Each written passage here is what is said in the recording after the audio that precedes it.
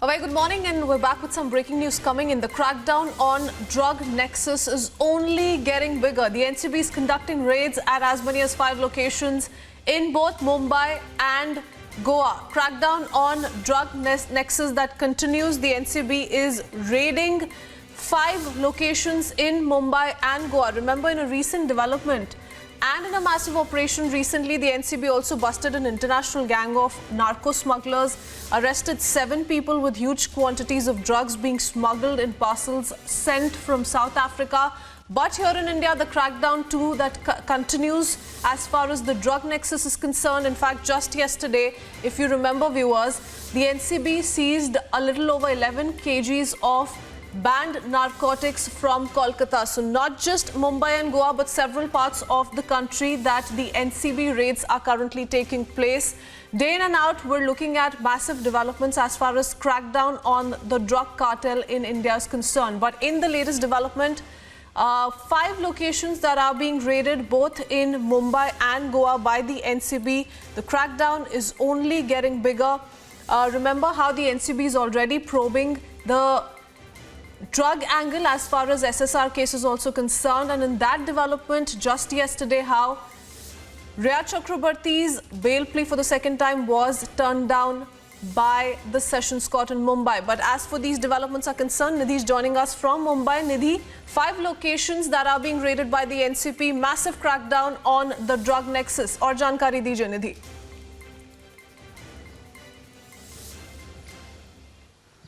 Absolutely it's a massive crackdown. NCB narcotics control bureau लगातार कार्रवाई कर रहा है इस मामले में। जो भी ड्रग ट्रेल मिल रहा है, मुंबई और गोवा में कई जगहों पर छापेमारी हुई है। बताया जा रहा है 5 लोकेशंस ऐसी हैं जहां पर एनसीबी की रेड पड़ी है।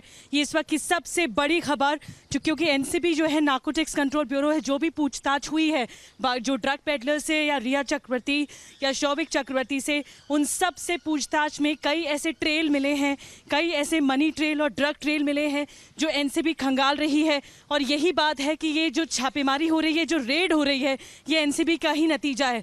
ये सबसे बड़ी खबर है, क्योंकि नारकोटिक्स विभाग ये कोशिश कर रहा है कि इन क्रैकडाउन के ज़रिए, इन रेड्स के ज़रिए, इन छापेमारी के ज़रिए ये कोशिश की जाए कि जो बॉलीवुड में 10 से 15 नाम सामने आ रहे हैं ड्रग कार्टेल से जुड़े हुए, वो कौन से बॉलीवुड के नाम हैं, और इसके अलावा जो रिया चक्रवर्ती से पूछताछ में खुलासा हुआ है, वो कौन से बॉलीवुड के चेहरे हैं जो कि ड्रग कार्टेल से या ड्रग सिंडिकेट से जुड़े हुए हैं।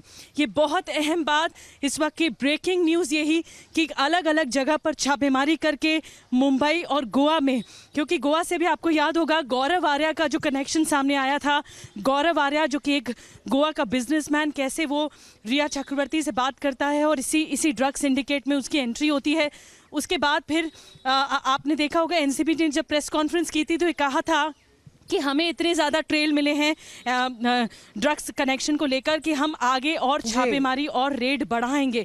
और ये इसी का ही नतीजा है कि आप देख रहे हैं कि एनसीबी की जो रेड है, एनसीबी की छापेमारी है, sources have revealed that the NCB has a list of at least 20 to 25 celebrities, big names, who could be a part of this particular drug cartel, and that's exactly why Rhea Chakrabarty's role also becomes extremely crucial. Gaurav, और क्या जानकारी दे सकते हैं? Any seizures that have been made so far by the NCB as far as these raids are concerned?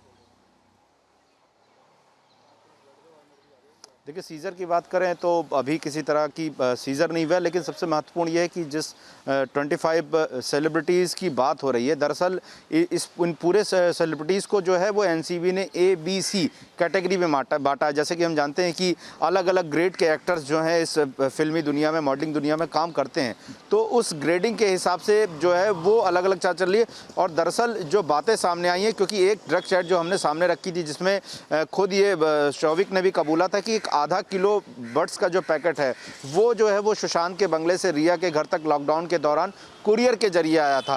तो अगर आधा kilo buds की बात हो रही है तो जाहिर तौर पर एनसीबी को इस बात के स्ट्रांग कन्विक्शन है और इस तरह के सबूत मिले हैं कि और ज़्यादा छापेमारी करके इस तरह की बरामदगी, खास करके बड्स हो या अलग अलग तरह के कोई ड्रग्स हो जिनकी बरामदगी हो सकती है। और यही वजह है कि ये छापे मारे।